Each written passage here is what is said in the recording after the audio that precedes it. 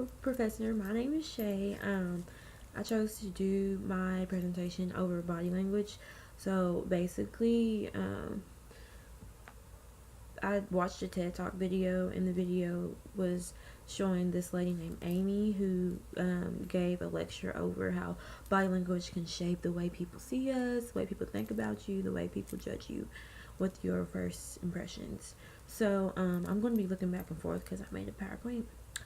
But your body language shapes who you are. So basically, she can compare this to low power and high power. So basically, people who's in high power have bigger movements. They like to have their hands on their hips like this to make you understand yeah, I'm in charge. Whereas people who's not in charge seem to sit back more and not have big movements because they're not really confident in themselves. Women tend to have smaller movements when dealing with men because men are seen as the stronger person. So if you watch the movements between a man and a woman when conversating, sometimes you would see how a man can be over dominating when talking to a female. Do our bodies change our minds? So Amy talked a lot about thoughts and feelings and how hormones can even have a big factor in people's body language, or when they for example, I wrote an example down, and it was how people tend to get prepared for a job interview. So some people come in, they think they're doing good, but if you're not giving off the right body language, as sitting straight up and making good eye contact, then if you're not doing that, they're not going to hire you. Basically, they're looking for, as she called it, power posing. So if you're not power posing, as how I just did, standing straight up and talking and making good eye contact, they're gonna automatically assume okay, she's a good candidate for this job position. Also, she gave some examples of what people sometimes do when they're uncomfortable with a job interview and they're not as confident. She says that they usually wrap their hands around each other like this, hug themselves, or maybe they touch their neck when they don't feel as confident in their job interview or any role they play. She also said how people also they gave an example of people who's in charge, powerful people. She gave some words confident, they take more risks, they're abstract. And she also said they tend to have their hands on their hips, their feet on the table, and just a lot of movements that make you think okay, they're in charge and they're who I need to be listening to.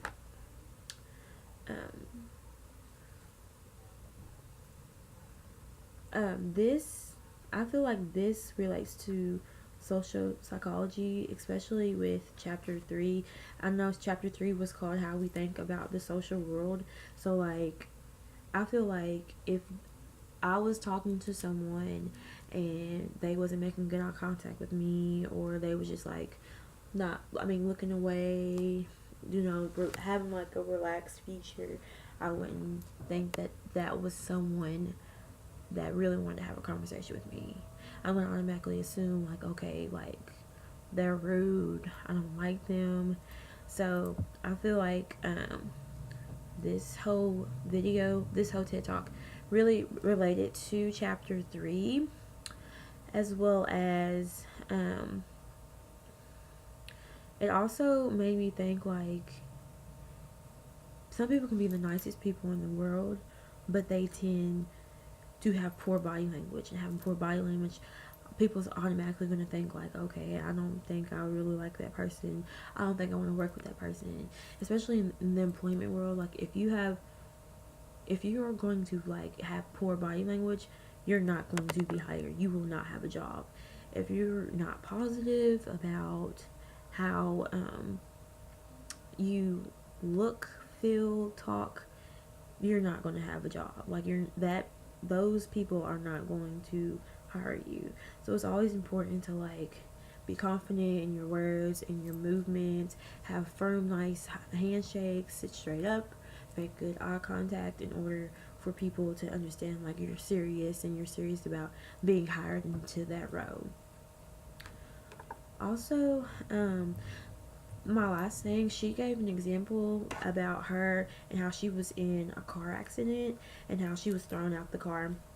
She said that she had a brain injury, so it made her IQ go down, and she was denied going back to college.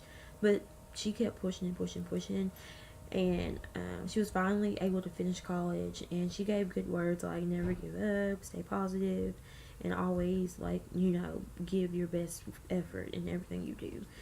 Um, she then went on to be a teacher, and she still felt like she shouldn't have been in that role because of like her IQ.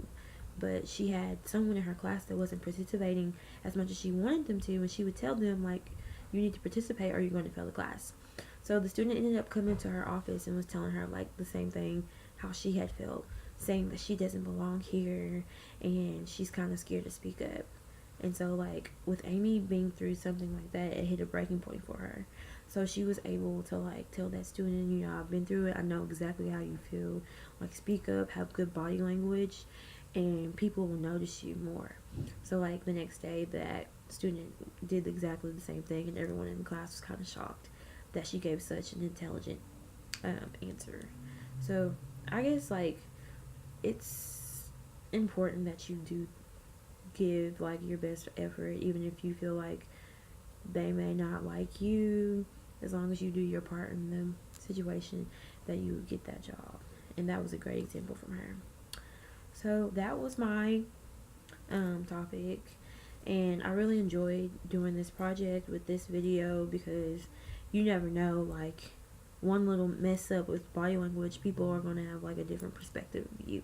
So it's always important to be mindful of the movements that you do around other people. Thank you.